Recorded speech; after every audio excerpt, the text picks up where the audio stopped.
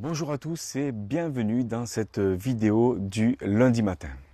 Alors voilà, c'est la rentrée pour tout le monde, on est tous en train de préparer cette journée, cette semaine qui annonce vraiment le départ encore de nouvelle année scolaire, puisqu'on est quand même bien rythmé sur l'année scolaire en général.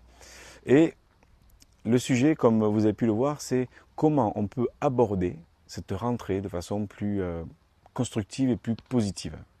Il y a une étude qui montre que justement la plupart des personnes dépriment après les vacances. Alors est-ce que c'est votre cas? Est-ce que vous avez une autre réaction? Alors allons voir ensemble justement comment l'aborder de façon plus constructive. C'est parti!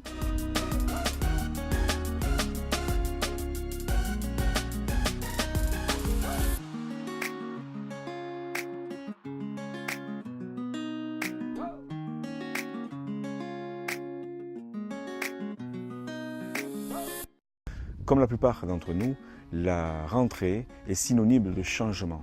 Et s'il y a bien un comportement qui nous rassemble tous, la plupart d'entre nous, c'est qu'on est souvent en résistance de ce changement.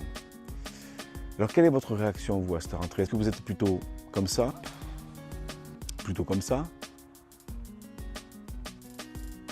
Ou encore, on va le prendre tranquille. Mais cette résistance, on va avoir des comportements différents en fonction de notre passé, de notre vécu, de notre façon de voir la vie.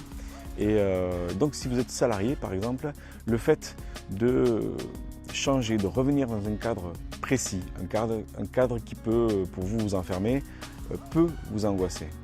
Mais si vous êtes indépendant, le fait de ne pas avoir de cadre, en tout cas imposé, peut aussi vous angoisser puisque vous êtes autonome et vous allez devoir développer votre activité de façon indépendante. Alors, vous êtes comment face à cette rentrée? Moi, je me sens prêt. Oui, toi, je vois que tu es prêt, mais je vais quand même te proposer 3 alternatives et je vais vous proposer 3 petites astuces, façons de voir qui peuvent justement déjà apporter des solutions pour aborder cette rentrée de façon constructive. Alors la première, en fait, c'est de développer les performances. Qu'est-ce que vous voulez faire cette année pour développer vos performances? Alors ça peut être des performances physiques, changer son alimentation, faire plus de sport. Ça peut être une performance émotionnelle. Vous pouvez vous donner en fait justement cette année d'aller rencontrer peut-être l'élu de votre cœur et vous donner les moyens pour ça. Même si on sait que peut-être que le destin fait autrement, mais peut-être que des fois il faut le provoquer un peu. Lancez-vous un défi qui va vraiment vous motiver dès la rentrée, qui va vous donner de l'énergie, qui va vous donner justement cette autre vision de cette rentrée.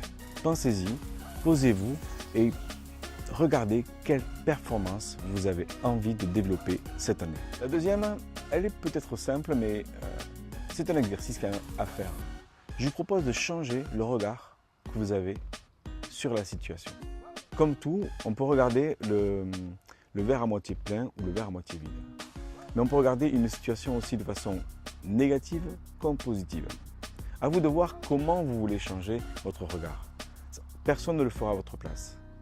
Ça peut être tout simplement vous dire, bon ok, j'ai pas la situation qui me convient, mais qu'est-ce que j'ai? Qu'est-ce que j'ai déjà autour de moi? La santé, un mental, de l'intellectuel, des amis. Faites la liste de tout ce qui vous plaît. Et ça va changer votre regard sur la situation. C'est simple, mais ça demande un petit peu d'effort. C'est seulement à vous de voir si vous voulez que votre mental joue avec vous ou est-ce que vous voulez jouer un peu plus avec votre mental. La troisième solution, en fait, elle est d'accepter, l'acceptation. Elle se rejoint un peu avec la deuxième, mais elle est différente. Parce que l'acceptation, c'est déjà un acte plus posé. Ok, j'accepte où j'en suis. J'accepte tout simplement la situation telle qu'elle est. Parce qu'en acceptant, c'est le premier pas vers le changement. Une fois qu'on accepte, on est moins en résistance. Parce que si vous résistez donc au changement, si vous résistez à ce qui ne vous plaît pas, si vous êtes en colère, vous serez en colère contre vous. Et la résistance, quand il y a quelque chose qui résiste, à la fin, ça casse, exactement. Et quand ça casse, ce n'est pas forcément la vie qui va casser, mais plutôt vous. Il y a de fortes chances que ce n'est pas le changement qui va casser, mais c'est vous face au changement. Donc, le fait de dire, ok, comment vous pouvez accepter la situation si vous ne pouvez pas la changer? Comment vous allez pouvoir accepter ce qui est. Ça reste des petits conseils assez simples, mais qui demandent un petit peu d'effort. Donc je vous dis à lundi prochain, ne manquez pas le rendez-vous puisque nous allons voir 4 étapes pour réussir ces changements. 4 étapes qui sont vraiment factuelles et qui vont permettre de comprendre comment on amorce un changement. Donc vous pouvez continuer à me suivre sur Facebook, sur Instagram, LinkedIn ou alors YouTube. Je vous remercie en tout cas toute l'année dernière de m'avoir suivi. Vous avez été de plus en plus nombreux et j'espère qu'on le sera encore plus cette année. N'hésitez pas à commenter, à liker, à partager. Il y a des personnes à qui ça peut faire du bien aussi. N'oubliez pas, une seule décision peut changer votre vie. Je vous dis à lundi prochain et viva la vida!